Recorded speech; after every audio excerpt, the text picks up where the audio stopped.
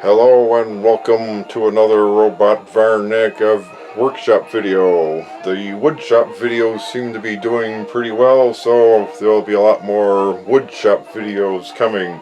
So if you want to see more woodshop materials, make sure you like and subscribe and let us know what kind of woodshop or workshop content you want to see. Today's video is about how to make your own sanding sticks. Sanding sticks are pretty easy to make yourself, but chances are you might see some slick catalog comes in the mail and they show you how easier it is to buy them.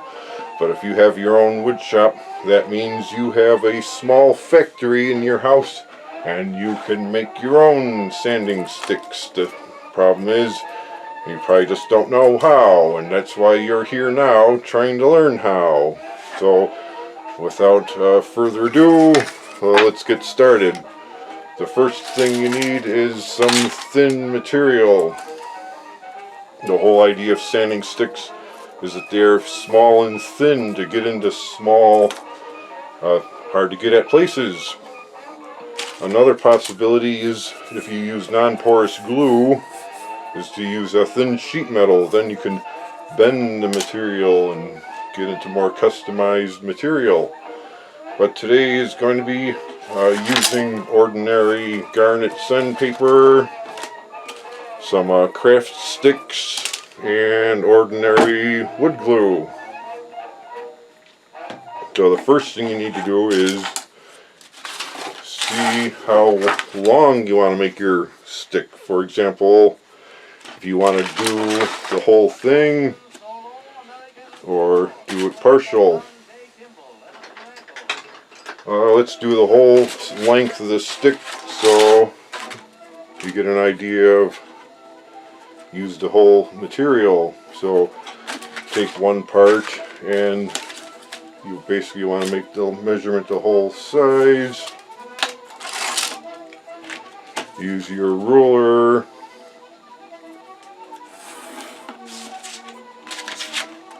And of course with sandpaper you could just rip the edge.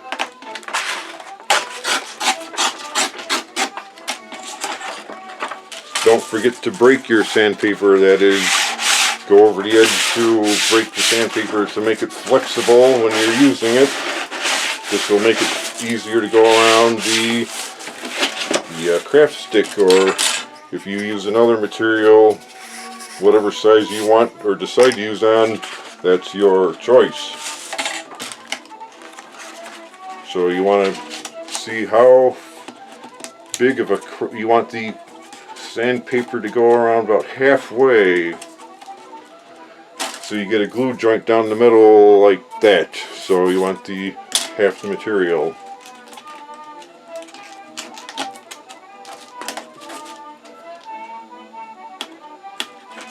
Because once you make one, you make your whole pattern.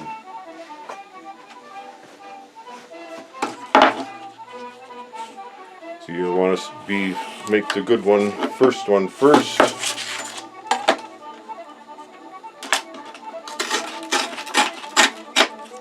Now you have your first one, you can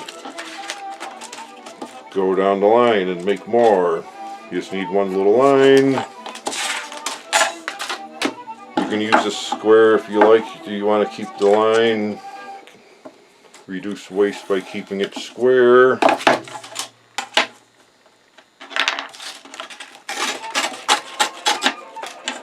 I've seen those fancy woodworking catalogs too, where you could buy a set of glue sticks for X number of dollars.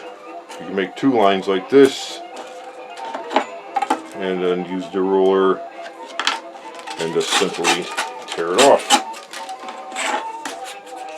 Try to use the same piece as your pattern.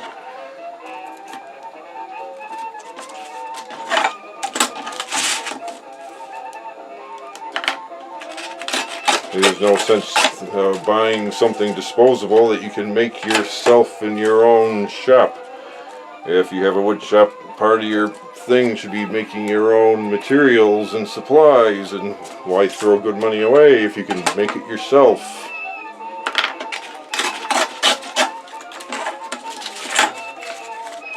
You're coming near the end, you have one last piece. But you're not going to throw that scrap piece out. That could be used for something else too.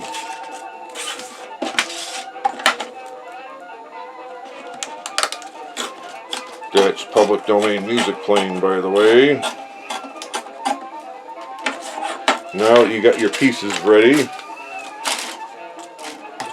you next want to start bending them around your popsicle stick or craft stick, whichever or size you decided. So start by bending the sandpaper around. You're not ready to glue yet. You want to get them all done as one batch. You don't want to do them one by one. You want to do a whole batch.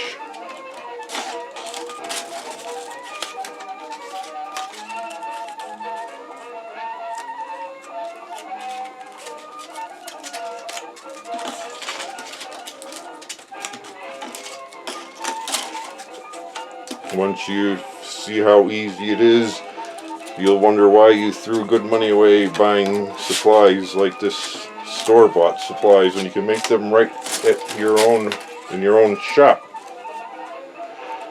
So why not make your shop self-sustaining by making your own materials and supplies?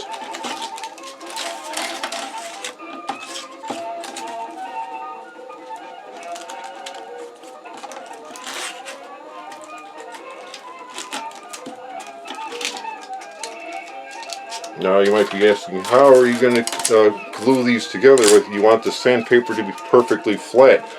Well, you'll see that in a few minutes when these things start getting glued up. So as they say on TV, stay tuned. Don't change that channel. So you want to get all your stuff ready to go. These are already made.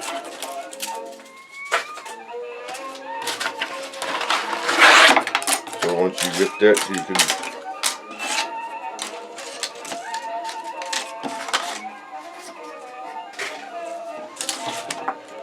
get ready for the next step.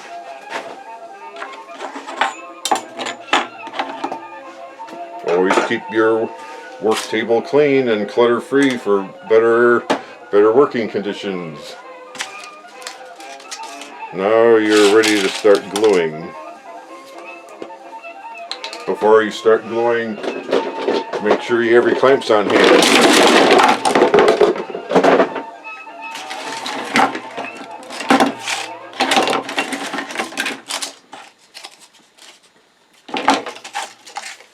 So put a thin bead of glue. You might get your fingers dirty. If you don't want to get glue in your hands, wear gloves.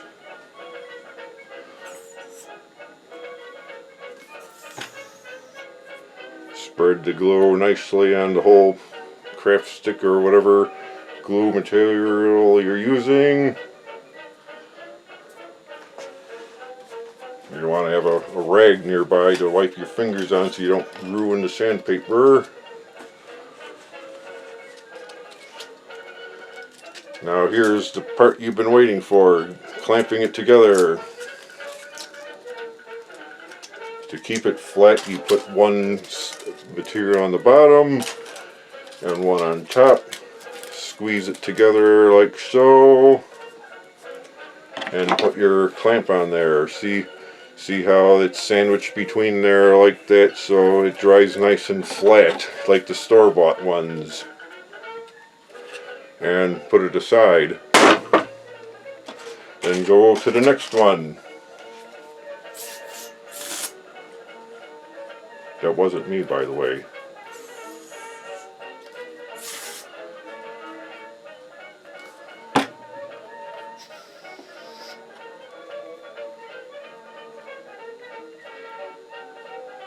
Keep your fingers clean.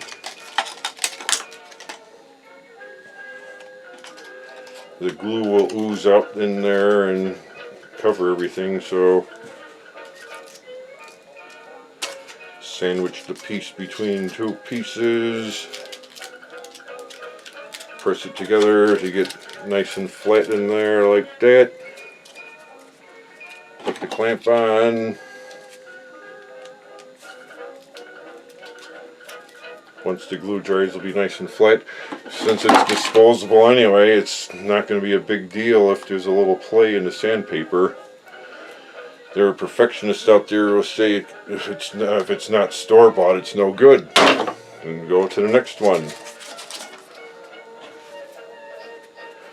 Might be a good idea to keep your glue bottle laying flat or something, depending on how much glue you have in there. So it's easier to get out.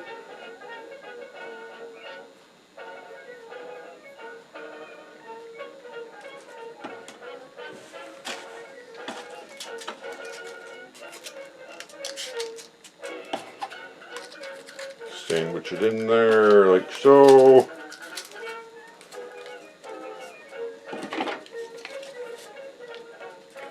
Clamp it so it dries flat. Squeeze it together so you make sure it gets nice and flat in there so it dries. You want the sandpaper on the edge too. And go to the next one. You don't want to put the glue in the sandpaper first because it might ooze out and get on the sandpaper. So you want to control how you apply the glue.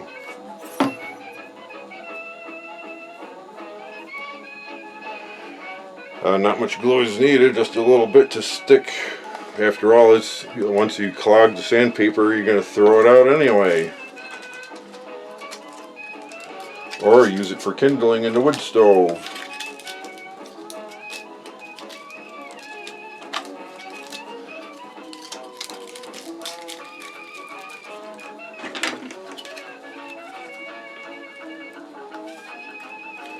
Make sure squeeze it together like so.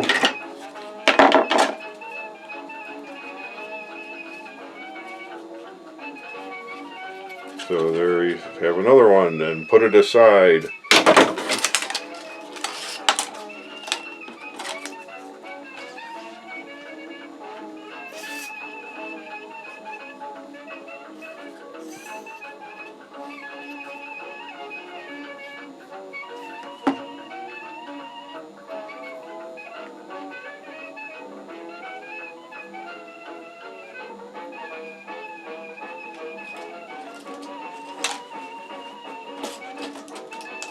Squeeze it together. Try to avoid getting the glue on the sandpaper.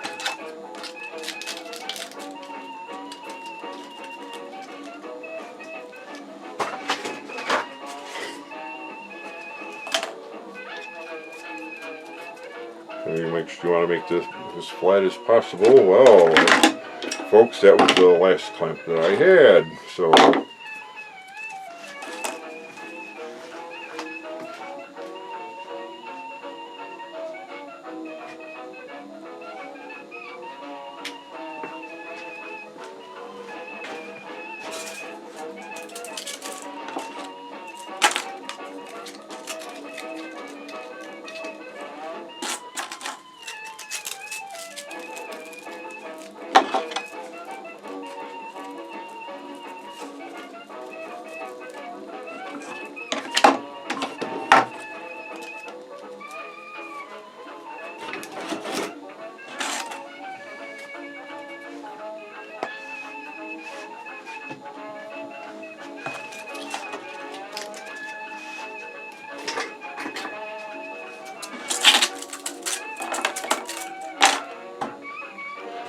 when you're done, you'll have standing sticks like this that you could use for sanding, but they're mostly used for sanding in little fretwork, for example, like little stuff you do with the scroll saw or something.